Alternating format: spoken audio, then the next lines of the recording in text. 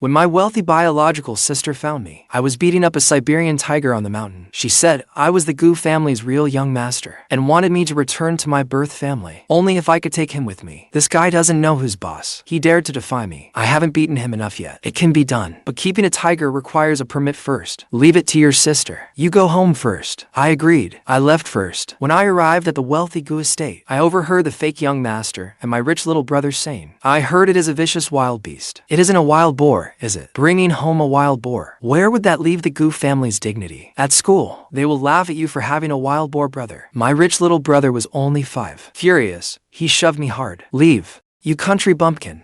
I don't want a wild boar brother. The Siberian tiger was mocked as a wild boar. They had practically picked a fight with the king of hell. My wealthy biological sister, Shiya, crossed mountains and rivers to find me. When she told me I was the real young master switched at birth, I had already lived in a tiger's den as its fake young master for over a decade. Back then, the fake young master's rural father had switched us. He took me, still wailing in swaddling clothes, and abandoned me deep in the wilderness. Later, a mother Siberian tiger carried me back to her den. She had meant to eat me, but she had just lost her cub. When she heard me crying, her heart softened, and she fed me tiger's milk. I was starving. I drank mouthful after eager mouthful. Motherly love glowed across Mother Tiger's face. Crying, she told Father Tiger, he's so adorable. I want to raise him. Father Tiger was the king of all beasts in the deep forest. At first, he refused, but he's a human cub. So what? He drank my milk. That makes him my child. And so, I became the fake young master of the king of beast family. A few years later, Father Tiger and Mother Tiger had another tiger cub. He was mischievous by nature. Every animal in the forest feared him. Only when I beat him did he dare not talk back. Once, he lightly swiped with his little paw, without using any force at all. Yet my arm started bleeding. It scared him so badly that he never dared touch me again. He even nicknamed me Fragile Brother. I gave my tiger brother a nickname too. I called him Bean Paste Bun. If he acted up and refused to listen, I would turn him into a punching bag. 3 years ago, Father Tiger and Mother Tiger died one after the other. Only Bean Paste Bun and I were left to rely on each other. Bean Paste Bun often let me ride on his back, taking me for rides through the forest. Whenever there was a torrential downpour, he would carry me to the wilderness's only research station, so I could shelter from the rain. A botanist lived at that research station year-round. She had a doctorate. When she learned I had been raised by tigers and had never attended school, she personally taught me to read and write in her spare time. I don't know whether it was because I drank tiger's milk, but I could understand animals, and I had a photographic memory. Whatever the doctor taught me, I learned it at once.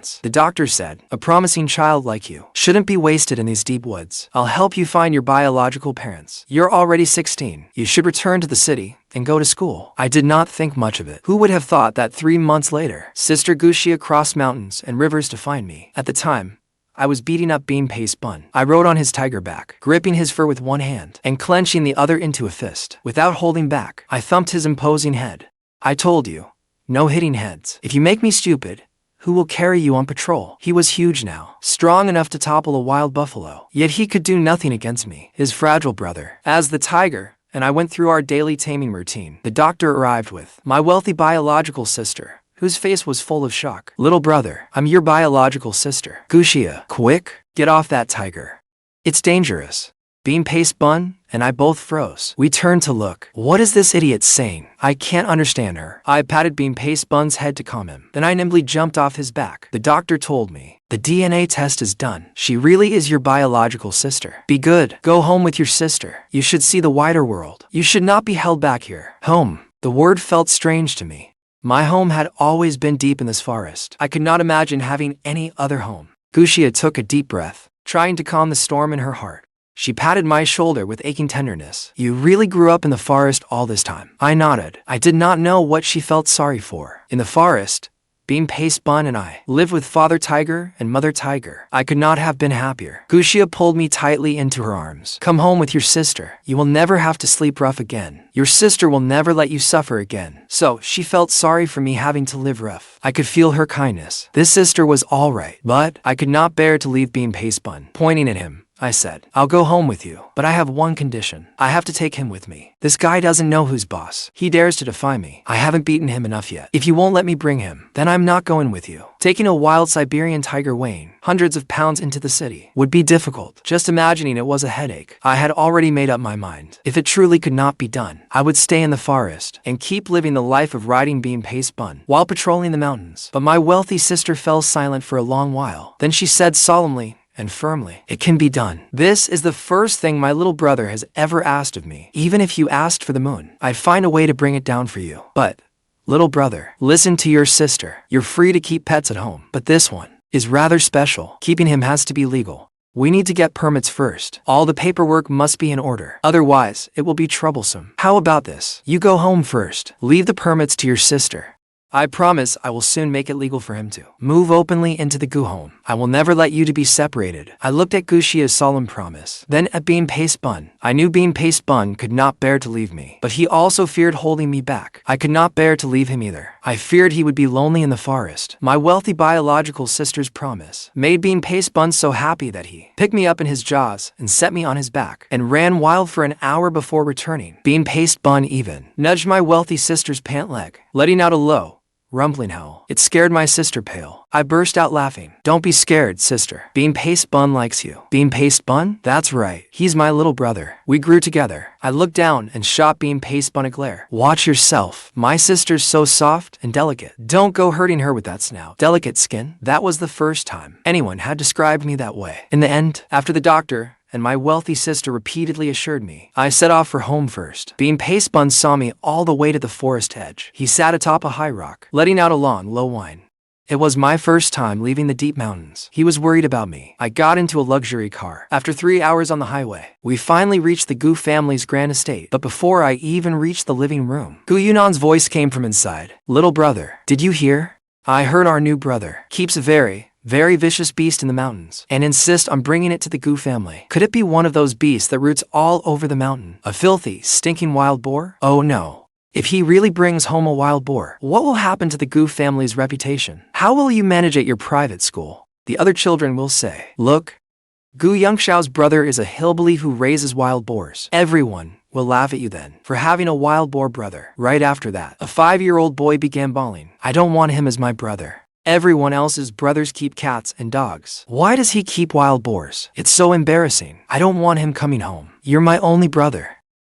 Before I arrived, my wealthy sister had explained that I had a 5-year-old younger brother named Gu Yongxiao. The butler leading the way gave me a disdainful look too, as though I truly did not belong here. He could not help lecturing me. "Second young master, you really should not bring a wild boar home. I understand country people are obsessed with raising pigs. It's in their blood. But this is the Gu family, a prestigious, top-tier household. Your father values dignity and reputation above all else. Back in those mountain hollows, you can raise filthy wild boars. That is your freedom. No one can stop you. But now that you have returned to your family, you should act like a young master of this household." How is the young master supposed to face people? He cannot exactly tell everyone, "My brother's pet is a wild boar." Can he? Inside the house, my wealthy little brother ran out when he heard the butler. "Uncle Butler, who are you talking to? Is wild boar brother back? Tell him to get lost. That hillbilly, he doesn't deserve to be my brother. My brother only holds expensive pedigree cats." Then, the 5-year-old boy charged at me like a little cannonball and shoved me hard. His disgust was undisguised. "Go back to your stinking mountain hole. Yunnan is my only brother. He buys me limited edition toy cars. Who do you think you are? Don't dirty my family's floor. Butler, bring disinfectant now. Everywhere he stood stinks." After saying that, the boy disgustedly waved his hand back and forth in front of his nose, as though I truly carried some unbearable stench. The fake young master,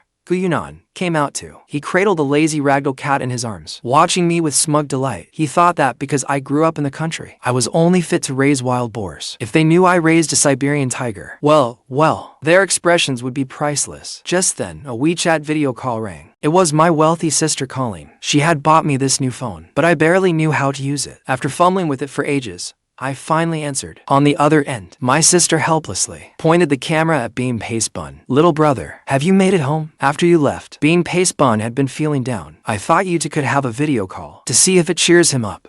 Can you see him?" Then, A fierce beast's low growl came through the call. Fragile brother, have any humans bullied you? I pointed the camera at Yunnan. I replied in beast language too. Of course no one's bullying me, but someone bullied you. There, that's him. He said you're the kind that roots all over the mountains. A filthy, stinking wild boar. So remember to bathe often. Tiger nonsense. A wild boar isn't fit to shine my shoes. Beam Pastebun roared furiously. Mess with him, and you're picking a fight with the Grim Reaper. An ear-splitting tiger roar blasted from the phone speaker. It sent the fake young master stumbling backward. His dress shoes slipped, and he crashed to the floor with a cry. What was that sound? Even the gentle ragdoll cat in his arms puffed up its fur. Its survival instincts made it flee Yunnan at once. Afraid of being caught in the crossfire, it raced right to me and ingratiatingly licked my feet. It wasn't this kitty's fault. Please spare me. The ragdoll let out a soft meow. I'm being so good. Yunnan was furious. Meow meow. Come here. Who told you to lick him? He's been hanging around wild boars since he was little. He's filthy. Don't lick him. Your mouth is dirty now. Watch it,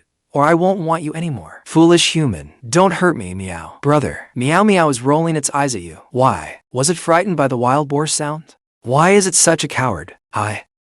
I'm not scared. I laughed at my wealthy little brother's forced calm. Try saying that again without stuttering. My biological little brother planted his tiny hands on his hips, pointing at me with disgust in his eyes. I'm not scared. If you dare bring that wild boar home, I'll kill it and roast it for dinner. Roar. Another tiger roar sounded. What did that little brat say? I've had enough. I'm going to rip that brat's mouth apart. I'll show him what happens when a tiger gets angry. Does he think I'm some sickly house cat? My wealthy little brother instantly caved. He ran faster than a rabbit. I'd wanted him to come see for himself whether the creature on the video was a wild boar or a majestic Siberian tiger, but he took off running. I turned the camera back around so Beam Pastebun could see me. Beam Pastebun asked me, that little brat is your human brother. What gives him the right to be your brother? I'm the only brother you need. Only I carry you around the mountains. I soothed Beam Pastebun. Of course, you're my only little brother. Don't hang your head. It makes you look short. No beating today. Itching for a beating? Give me a scratch. I mimed the motion through the screen, pretending to scratch him. Beam Pastebun's huge head moved closer to the screen. He tried hard to hide his unhappiness, afraid I'd worry. Fragile brother, I'm fine now. Go reunite with your real parents. I'll run a few laps to calm down. After saying that, he turned and ran away. Little brother, have you met mom and dad yet? Not yet. As we spoke, a couple entered from outside the villa. They were a richly dressed middle-aged man and woman, hurrying straight toward me. Son,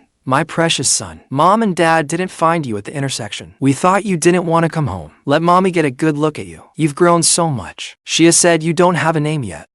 How about mom and dad give you one? Your name will be Beimu. My wealthy mother suddenly pulled me into a tight embrace. I felt her joy at having me back. At last, I wasn't mocked the moment I walked in, as someone beneath their notice. My lips curved into a smile. I think that works. Beimu, I like it. It's just that I don't seem very welcome here. My wealthy father roared. Who said that? I pointed at the butler and the fake young master, Yunnan, sitting on the floor. They both think I'm a country bumpkin, not fit for polite society. They said you care most about appearances and reputation, and wouldn't accept my Beam Pastebun. Now that I was home, I wasn't going to be a pushover. If anyone gave me attitude, I would absolutely tell on them. It was the perfect way to see whether my real parents truly loved me. Outrageous. Butler, how dare you make decisions for me? The butler's knees went weak with fear. Sir, that's not true. The second young master misunderstood me. I only meant he shouldn't bring a wild boar here.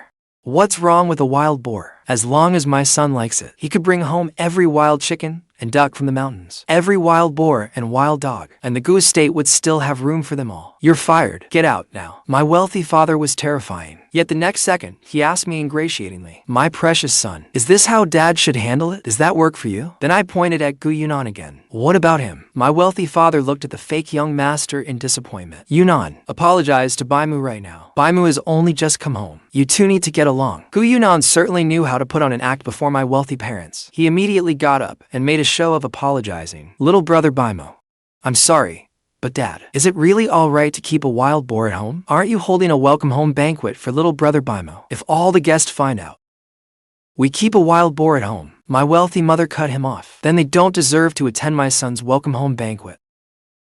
Any guest who disrespects us can be thrown out. What's the big deal? Honey, isn't that right? My wealthy father nodded solemnly. That's right. Anyone who disrespects me, Zhenyao, gets thrown out immediately. No exceptions. We're all wealthy parents this formidable. This family might actually be pretty great. Except, I rubbed my nose. Dad, what if I keep a tiger? My wealthy father staggered, losing his footing. My wealthy mother reacted quickly and caught him. All that boldness about accepting every wild animal vanished without a trace. His calves visibly trembled. He clutched his chest and sucked in a sharp breath. Even his voice shook with a stutter. What did you say? From the still connected WeChat call, my wealthy sister's voice came through. Dad, it's not a tiger. Little brother is teasing you. Now, I didn't understand that at all. My wealthy sister hung up and sent me a WeChat message. Little brother, about this, we should act first and explain later. I replied, but we can't keep it secret forever. Just get him home first. Otherwise, I'm afraid the family will object too strongly and won't let me bring Bean Paste Bun home, so I could be reunited with Bean Paste Bun. I said, all right, but I don't want to lie. I gave my wealthy father an innocent smile. Actually, he's my little brother. I was abandoned deep in the mountains as a child, and a beast dad carried me back to his den and raised me. Later, my beast father had another cub, so he became my little brother. When my wealthy parents heard I'd been raised by beast, their hearts ached for me even more. At dinner that night, they competed to pile food onto my plate. But at my welcome home banquet 2 weeks later, rumors spread that I had been raised by wild boars. Several guests gossiped about me behind my back. Have you heard? The Gu family's newly found biological son was raised by wild boars. He's even bringing his wild boar brother home, and it's already on the way here. It'll arrive today. The Gu family wouldn't actually thank a wild boar at the banquet, would they? I turned around, wanting to see which busybodies were talking, only to find that behind me, several bodyguards were swiftly dragging them away. Hey, what are you doing? We're guests. How dare you treat us like this? Outrageous. MMPH, MMPH. The bodyguards covered their mouths, then hauled them away even faster. Then my wealthy father's roar rang out. Hurry, hurry. Don't let Beimu hear. He'll be upset. Who leaked this information? Find out. Oh no, my son caught us. My wealthy father looked at me with utter humility, completely defeated. My precious son, is dad useless? I couldn't even control the rumors. I'm sorry, but don't worry. If anyone dares spread nonsense again, I'll throw them out one by one. If to come, I'll throw out both. Anyone who messes with my son, Zhenyao's son, has picked the wrong fight. My nose suddenly stung. Dad was actually this wonderful. I couldn't imagine how happy I would have been if I'd grown up beside my real parents from the very beginning. But, Dad, about my fierce beast brother, can you really accept him? My wealthy father pounded his chest. Dad promises, when he gets here, I'll personally welcome him at the gates and bring him proudly into the Gu estate, even if he's a wild boar, as long as he's your beloved little brother. He's half a son to me, Zhenyao. I held up my pinky. Then let's pinky swear. No matter what kind of beast my brother is, you can't drive him away. My wealthy father confidently hooked pinkies with me. Dad keeps his word. Once given,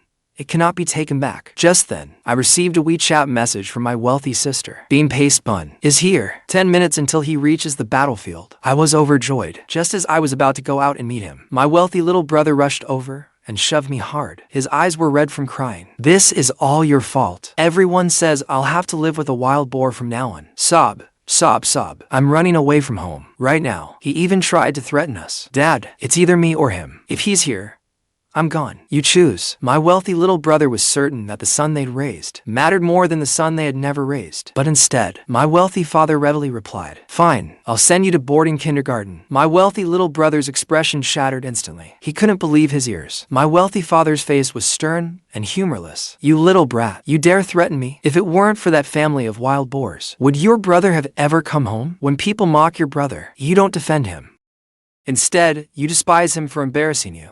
That attitude only makes those guests bolder, letting them gossip about your brother even more shamelessly behind his back. I, Zhenyao, don't have a cowardly son who won't stand up for his own family. I saw the fake young master hiding in a corner, stomping his feet furiously. My wealthy father didn't spare that cowardly little brother another glance. His gaze was resolute. He took a deep breath, summoning the courage to face whatever came next. He took my hand and said, Beimu, come on, come with Dad to the front gates and personally welcome your brother home. Dad keeps his promises. I said, okay, Dad, I won't embarrass you. My wealthy father had already made up his mind. Whether it's embarrassing or not, I don't care. My precious son's happiness matters most. My wealthy mother hurried after us. Honey, Beimu, wait for me. Who cares about embarrassment? All I know is, a family should be together. Come on, Let's go welcome your brother. I held Dad's hand with my left hand, and Mom's with my right, under everyone's gaze. We crossed the bustling banquet hall, ignoring those shocked or gleefully malicious stares. I could feel my wealthy father's arm trembling slightly, and my wealthy mother's palm slick with sweat. They must have cared deeply about their reputation and image. Yet their expressions never changed, and their steps remained firm. Seeing the head of the Gu family and his wife take this stance, the guests no longer dared gossip aloud. They all shut their mouths, but they still swarmed outside after us. They didn't dare laugh openly, but inwardly, they wanted to watch the Gu family and me make fools of ourselves. From afar, we saw a large truck approaching. The guests covered their mouths, speaking with feigned admiration. They actually used a truck. So it really is a wild boar. For the sake of taking back his biological son, President Gu is really going all out. Wait, listen. What's that sound? Why do I hear a tiger? That can't be possible. My eyes must be deceiving me. What is that? The guest who had been making sly insults moments earlier froze with fake smiles on their faces. Then they all widened their eyes. From far away, I heard Bean Pastebun roaring like a tiger. It was incredibly majestic. Bean Pastebun suddenly leaped from the truck and raced straight toward me. The guests scattered in terror, their screams rising one after another. Run. It's a tiger. Oh my god. Where did that tiger come from? The tiger is going to eat us. I raised an eyebrow. What a bunch of scaredy cats. Ignoring them, I raced toward Bean Pastebun too. I hugged his huge head and rubbed against him hard. Bean Pastebun, I missed you so much. While I was away, were you causing trouble? Sob. Fragile brother. Don't worry. Leave it to me to mess things up. Quick. Climb onto my back. Let's see who dares bully you now. The corner of my mouth twitched hard. You are not allowed to mess up today. This determines whether you can stay here with me. But without another word, I jumped onto Bean Pastebun's back, riding him proudly. I headed toward Dad and Mom. Dad's jaw had dropped. He clutched the gate with both hands, trying to steady his trembling long legs. Son.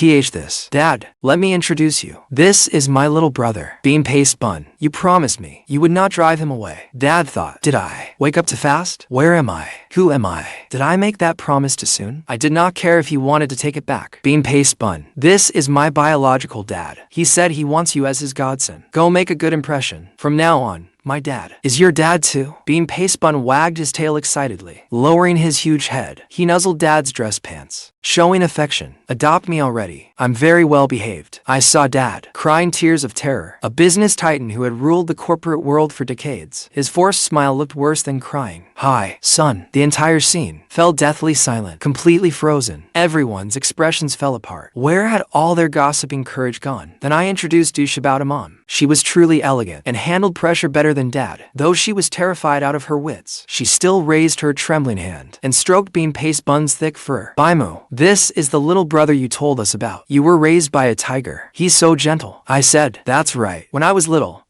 I was abandoned deep in the mountains. A Siberian tiger mother carried me back to her den and raised me. Patted Bean Pastebun's tiger head. This is my mom. From now on, she's your mom too. Bean Pastebun lowered his majestic huge head until Mom could easily reach it, showing his affection. Mom, Bean Pastebun wants you to pet his head. All right. Mom must have summoned every ounce of courage she had. She cautiously raised her hand and petted Bean Pastebun's head. Hearing that, the other guest eagerly crowded forward, wanting to pet the tiger too. But before they got close, Bean Pastebun suddenly let out a furious roar. The ground beneath them seemed to tremble. They turned and ran in terror as I rode Bean Pastebun through the gates. Shocked, envious voices came from behind us. That is so cool. That tiger actually obeys his every command. Where is the wild boar we heard about? Your wild boars look like that. A group of children surrounded Gu Yongxiao too. Wow, is that your brother? Your brother rides a tiger.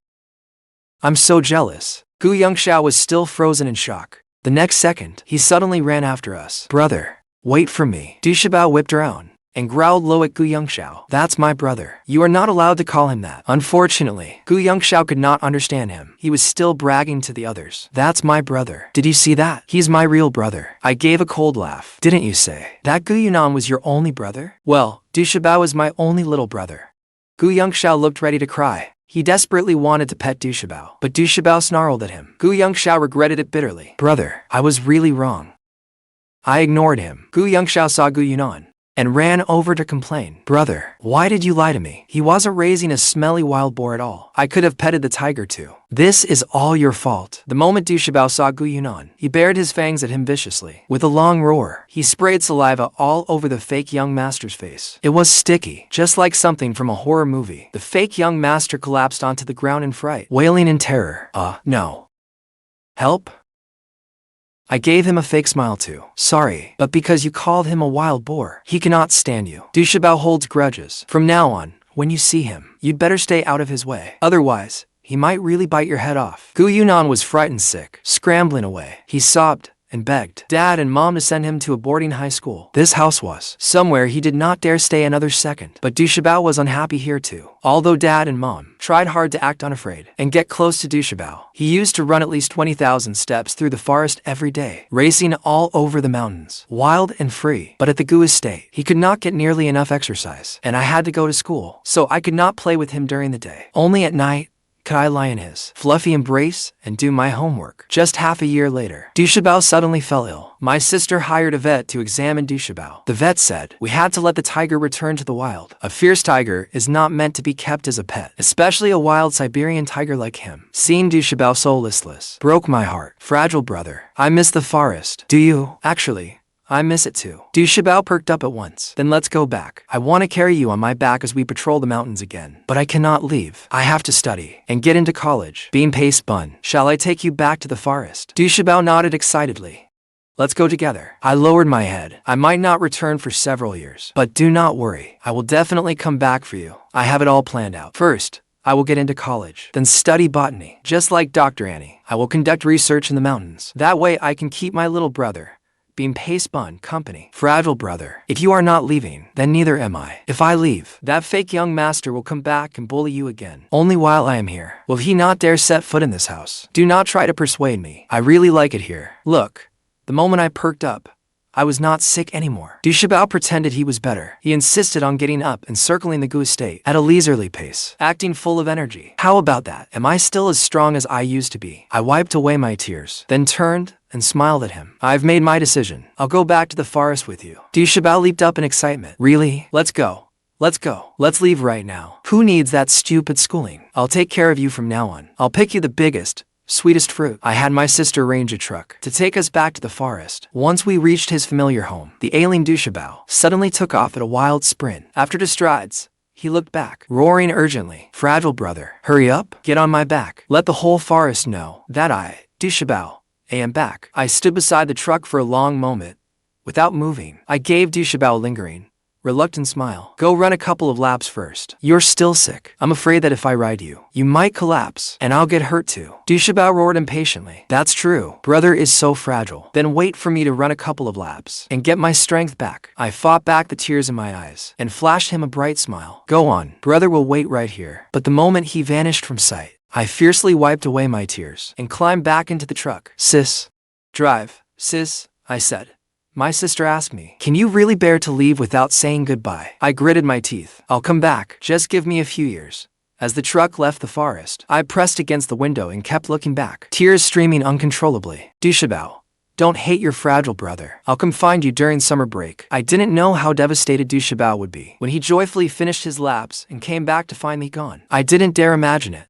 But when I returned to the forest that summer, I couldn't find him anywhere. I knew he was there, but he refused to come out and see me. Dr. Annie said that in the forest, Du Shabao had become a tiger through and through. His heart had hardened, and he rarely spared smaller animals. After being betrayed, he may have turned dark. All I could do was study desperately, get into college, then apply for Dr. Annie's graduate program, and join her research in the mountains. One day, my sister suddenly asked me, Beimu, are you sure you want to return to the mountains after graduation? I nodded. I'm sure. I can't truly betray Du Shabao. I promised I'd return, so I have to go back. As his brother, I can't break my word. My sister seemed to make up her mind. Then, all right, I made a promise to. I'll never let you rough it again.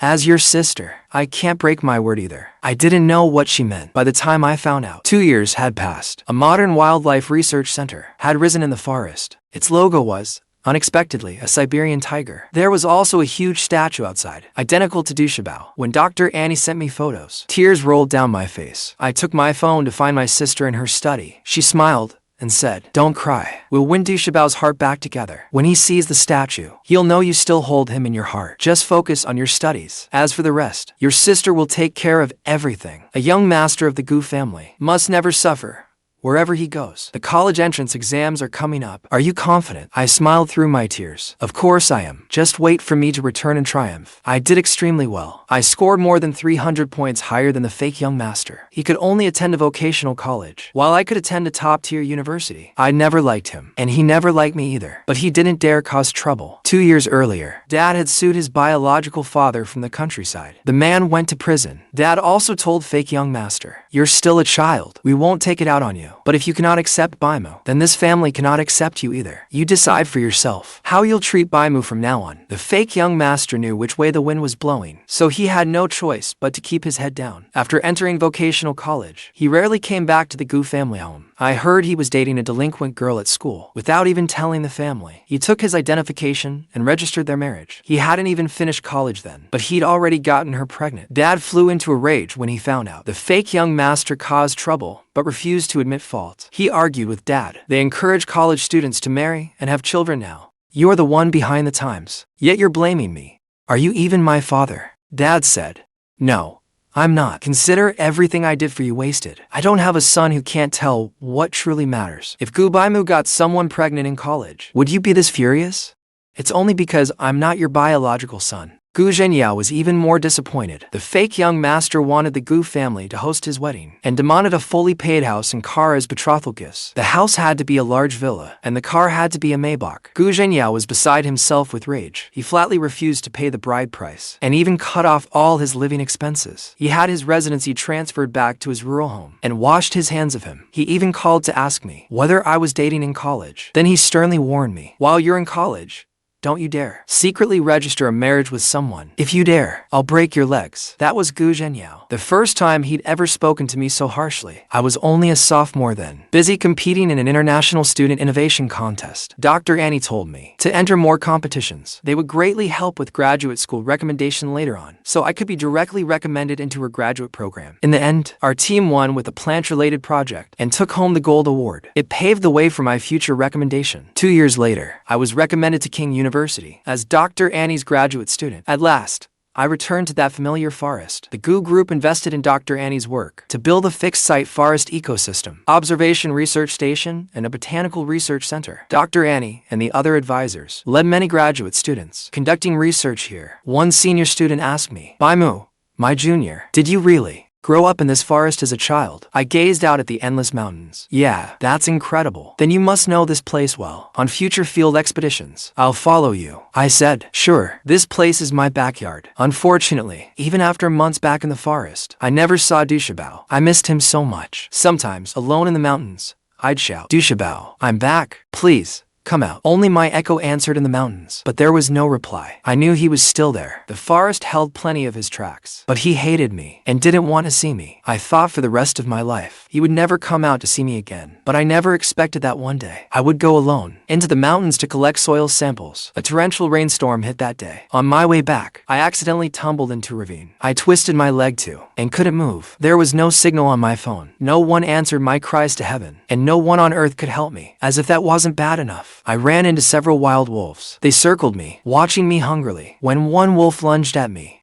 I thought I was dead. Then a Siberian tiger's furious roar echoed from afar. That roar was deep, resounding, and carried the overwhelming authority of a king. I knew that sound too well. It was Dushabao, a lightning-fast figure, raced straight toward me, his jaws clamping the wolf attacking me. The other wolves charged in. I shouted, "Dushabao, watch out!" Dushabao bit through the wolf's neck in one snap. He even said coldly, "Mind your own business. Even if I die, I don't need you caring." Dushabao didn't even glance at me. He shielded me firmly behind him. His tiger eyes, red with rage, locked onto the wolves lunging toward us. One bite for each wolf. He looked unbelievably cool. Only after confirming all 5 wolves were thoroughly dead did Dushabao slowly turn around. He looked at my bedraggled state, his gaze cold, distant, even deliberately mocking. It was as if that fierce, commanding savior hadn't been him. "TCH, who's this? Do I know you?" I tried to stand on my twisted leg, but a piercing pain shot through my ankle, making me gasp sharply and collapse back down. Suddenly, then Dushabao's cold,